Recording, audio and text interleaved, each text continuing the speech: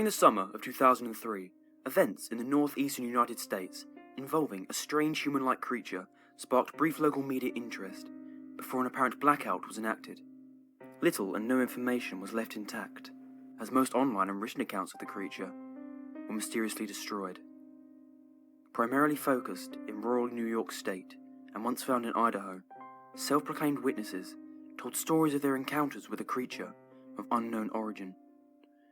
Emotions ranged from extremely traumatic levels of fright and discomfort to an almost childlike sense of playfulness and curiosity. While their published versions are no longer on record, the memories remained powerful. Several of the involved parties began looking for answers that year. In early 2006, the collaboration had accumulated nearly 24 documents dating between the 12th century and the present day, spanning 4 continents. In almost all cases, the stories were identical. I've been in contact with a member of this group and was able to get some excerpts from their upcoming book. A Suicide Note, 1964. As I prepare to take my life, I feel it necessary to assuage any guilt or pain I've introduced through this act. It is not the fault of anyone other than him, for once I awoke and felt his presence, and once I awoke and saw his form, once again I awoke and heard his voice and looked into his eyes. I cannot sleep without fear of what I might next awake to experience. I cannot ever wake. Goodbye. Found in the same wooden box were 2 empty envelopes addressed to William and Rose, and 1 loose personal letter with no envelope. Dearest Lenny, I have prayed for you. He spoke your name. A journal entry translated from Spanish, 1880. I have experienced the greatest terror. I've experienced the greatest terror. I've experienced the greatest terror. I see his eyes when I close mine. They are hollow, black. They saw me and pierced me. His wet hand, I will not sleep. His voice. The rest of the text is unintelligible. A Mariner's Log, 1691. He came to me in my sleep.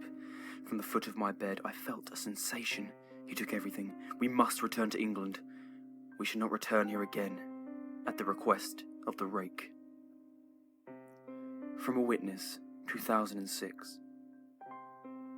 3 years ago, I had just returned from a trip from Niagara Falls with my family for the 4th of July.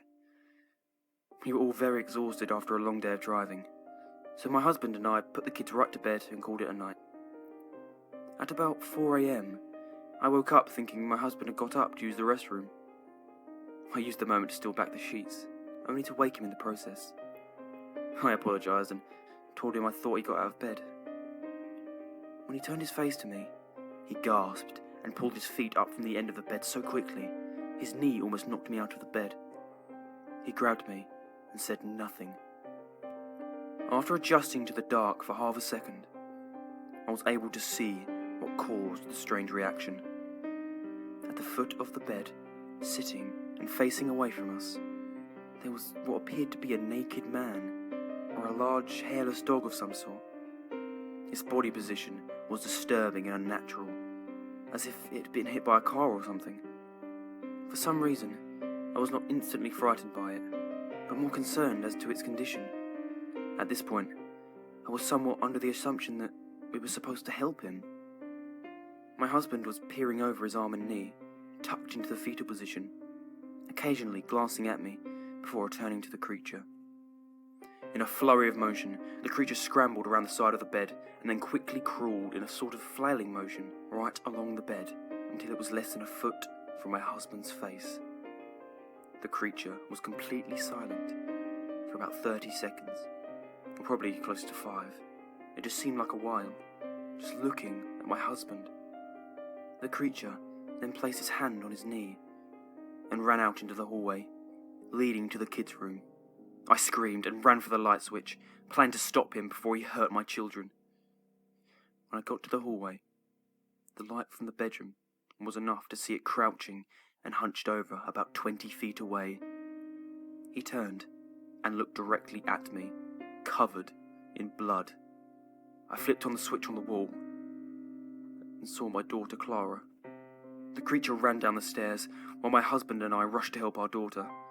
She was very badly injured and spoke only once more in her short life. She said, "He's the rake." My husband drove his car into a lake that night while rushing our daughter to hospital. They did not survive. Being in a small town, news got around pretty quickly. The police were helpful at first, and the local newspaper took a lot of interest as well. However, the story was never published, and the local television news never followed up either. For several months, my son Justin and I stayed in a hotel near my parents' house. After we decided to return home, I began looking for answers myself. I eventually located a man in the next town over who had a similar story. We got in contact and began talking about our experiences. He knew of 2 other people in New York who had seen the creature we now referred to as the rake. It took the 4 of us about 2 solid years of hunting on the internet and writing letters to come up with a small collection of what we believed to be accounts of the rake. None of them gave any details, history or follow-up. One journal had an entry involving the creature in its first 3 pages and never mentioned it again. A ship's log explained nothing of the encounter, saying only that they were told to leave by the rake. That was the last entry in the log. There were, however, many instances where the creature's visit was one of a series of visits with the same person. Multiple people also mentioned being spoken to, my daughter included. This led us to wonder if the rake had visited any of us before our last encounter. I set up a digital recorder near my bed and left it running all night, every night, for 2 weeks. I would tediously scan through the sounds of me rolling around in bed each day when I woke up.